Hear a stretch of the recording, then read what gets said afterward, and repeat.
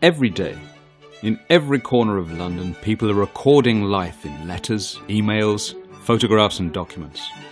From love letters to big business decisions. But have you ever wondered where they go? When these records of everyday life become history? Well, it's simple. If they're worth keeping, they go to the archives. In this case, London Metropolitan Archives. If you haven't been to an archive before, you're in for a treat. It's a bit like a library, but the main difference is that most of what you find in an archive will be the only copy in existence.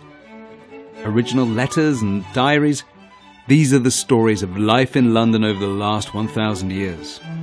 It's a goldmine of information for anyone interested in the history of London. There are millions of books, letters, photographs, maps and films to explore and use. Obviously, that's a lot of history. But don't worry, the team in the information area will help you get started. They'll show you how to search and how to get the most out of the archive collections.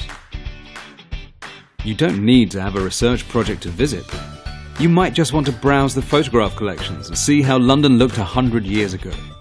Or you might want to see an exhibition, go to a free talk, or join a walking tour which uncovers history out on the streets.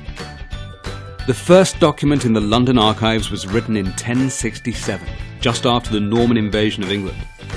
It's a charter from William the Conqueror, greeting the people of the city and telling them how he intended to deal with them. From there, the archives cover pretty much any subject you can imagine, from religion to sport, business to entertainment. The collections can transport you back to the days when highwaymen terrorized the roads, and bombs ripped apart streets and houses during the Blitz. There are records of London's hospitals, schools, and the workhouses made famous by Charles Dickens in Oliver Twist. If you're trying to find out about your London ancestors, you've come to the right place. There are church and school registers going back hundreds of years, and loads of other archives to help you track them down. Millions of names from London's past are already available to search online, and you can get free access to these databases when you visit. The Mediatek is where you'll find the film and image collections. The films date from the 1920s and show everything from post-war housing development to London's parks and green spaces. The image collections include over 2 million photos, maps, posters and prints. As you can probably imagine, managing all this history is a very big job, and behind the scenes there's all sorts of interesting work going on.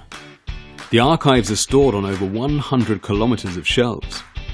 That's a lot of boxes and books. So the team always need to know where everything is and where to find it when you ask for it. Some of the books and other items which are given to the archive need repair and treatment before you can use them. Fortunately, this is one of the leading preservation and conservation studios in the UK. The team are cleaning a map of Epping Forest by spraying on a very shallow bath of water. Once they've blotted off the excess and timed the process to perfection, they apply a large sheet of blotting paper.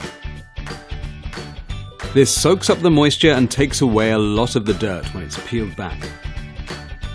That's one map that's going to be in much better condition by the time you come in and see it. You can come on your own, with friends, or as part of a school or community group, and you can find the archive in central London, a gentle stroll from Farringdon Tube Station and close to several bus routes.